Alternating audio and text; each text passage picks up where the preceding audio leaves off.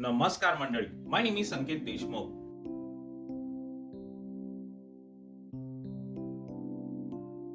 देखिए, आपने कई बार ये टर्मिनोलॉजी सुनी होगी कि लाइसेंस. तो ये लाइसेंस होता क्या है? जैसे कोई भी कंपनी को इंटरनेशनल यानी कि फॉरेन मार्केट में अगर बिजनेस को एक्सपांड करना है तो सबसे आसान तरीका ये है कि लाइसेंस को इशू करे. यानी कि लाइसेंस इशू करने वाली कंपनी बन गई लाइसेंसर और जिसको वो इशू किया जाता है वो बन गई लाइसेंसी.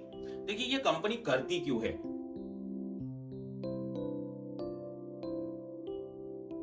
वो इसलिए करती है ताकि वो फॉरेन मार्केट में अपने कंपनी को एक्सपांड कर दे.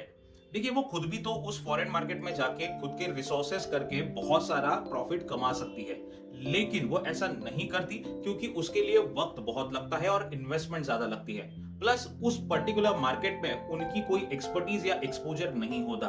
तो कम से कम रिस्क में अगर मुझे उस पर्टिकुलर मार्केट में अपना नाम जमाना है तो बढ़िया और स्मार्ट तरीका एक ही है कि उस पर्टिकुलर मार्केट में आइडेंटिफाई किया जाए कि कौन सा प्लेयर इंटरेस्टेड है अपने ब्रांड को एक्सपांड करने के लिए. उससे दोनों पार्टी को बेनिफिट मिलता है. एक यानी कि लाइसेंसर को कम से कम इन्वेस्टमेंट में ऐसे अननोन टेरिटरी में बिजनेस एक्सपेंशन करने की अपॉर्चुनिटी मिलती है, और प्लस जिनको वो लाइसेंस इशू किया जाता है वो यानी कि लाइसेंसी, उसको प्रोडक्शन की एक्सपर्टीज, ब्रांड की एक्सपर्टीज और बहुत सारा ट्रेड सीक्रेट पता चल जाता है, जिसकी वजह से उसको खुद का ब्रांड नहीं बनाना है. जो ऑलरेडी एस्टैब्लिश ब्रांड है जो दूसरे कंट्री में है उसको अपने कंट्री में सक्सेसफुल बनाना है.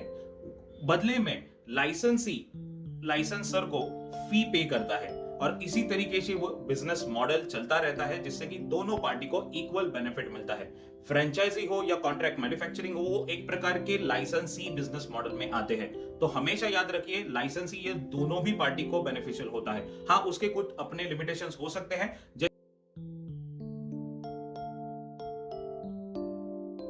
जैसे कि अगर एग्रीमेंट में कुछ भी ट्रेड सीक्रेट नहीं है या फिर कोई भी डिपेंडेंसी नहीं है तो ओवर पीरियड ऑफ टाइम लाइसेंसी ही लाइसेंसर का कॉम्पिटिटर बन सकता है. और इसीलिए बहुत सारी कंपनी स्मार्टली ऐसा कुछ इंग्रेडिएंट छुपा के रखती है जो वो उसको सप्लाई करती रहती है ताकि लाइसेंसी की लाइसेंसर के ऊपर डिपेंडेंसी बनी रहे.